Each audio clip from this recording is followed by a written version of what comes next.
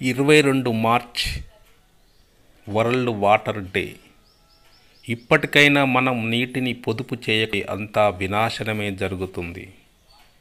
మీరు వినే ఉంటారు, ఈ సంవత్సరంలో బెంగళూరులో నీటి సమస్య, ఋతుపవనాల ప్రభావం తగ్గిపోవటం, భూగర్భ జలాలు ఎండిపోవటం.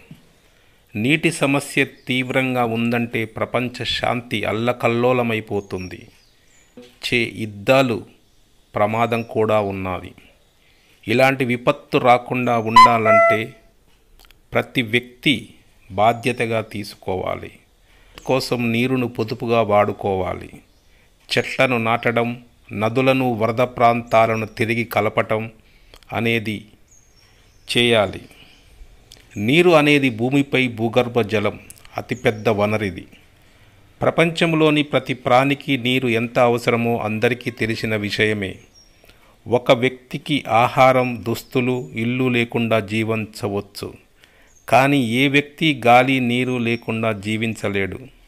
అందుకే ముందు తరాల వారికి ఆస్తిపాస్తులు సంపాదించటంలో పడుతున్న కష్టానికి బదులుగా కొంత నీటిని పొదుపు చేయటం కూడా మర్చిపోకండి.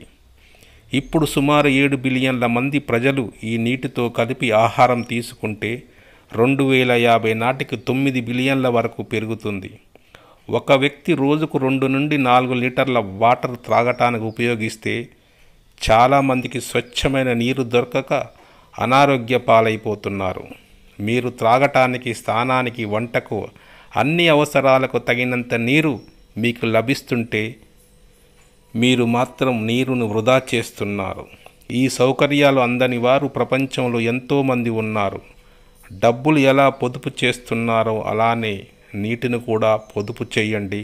ప్రపంచ శాంతిని కాపాడండి. భూగోళంలో నీటి వనరులో 99% ఉప్పు నీరే ఉంది. ఇందులో 97% సముద్రములలో, నదులలో, సరస్సులలో, చెరువులో ఉంది.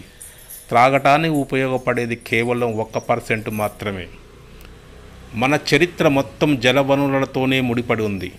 ప్రకృతి నీటితోనే, అభివృద్ధి నీటితోనే, జీవం నీటితోటే, చరిత్ర నీటితోటే, ప్రపంచ శాంతి కూడా నీటితో, త్రాగేది కూడా నోటితోటే. అన్నీ తెలిసి కూడా నీటిని వృధా చేస్తూ కలుషితం చేస్తున్నాడు, విషంగా మారుస్తున్నాడు మనిషి. ప్రపంచంలో కోట్లాది మందికి త్రాగటానికి నీరు లేక దాహంతో తహతహలాడిపోతుంటే ఉన్న నీటిని వృధా చేస్తూ భావితరాలకు నీటి చుక్క లేకుండా చేస్తున్నాడు మనిషి. 2050 నాటికి భూమిపై నీరు పుష్కలంగా ఉండక, త్రాగటానికి నీరు సరిపోక ఇప్పుడు మనం షవర్ కింద బాత్ చేస్తే ముందు ముందు కెమికల్ బాత్ చేయాల్సి వస్తుంది. సరిహద్దుల్లో కాపలాగా ఉండే సైనికులు నీటి వనరుల చుట్టూ వలయంగా ఏర్పడి కాపలా కాస్తుంటారు. బట్టలు పోవడానికి నీరు లేక సగం సగం బట్టలు కట్టుకుంటారు. ఆడవాళ్ళు, మగవాళ్ళు తలంటు పోసుకోవడానికి నీళ్లు లేక కెమికల్స్ కూడా సరిపోక గుండు గీయించుకుంటారు. ప్రతి నీటి బొట్టును బంగారం కంటే విలువైనది కాబట్టి బంగారం దొరుకుతుంది, నీటి చుక్క దొరకదు.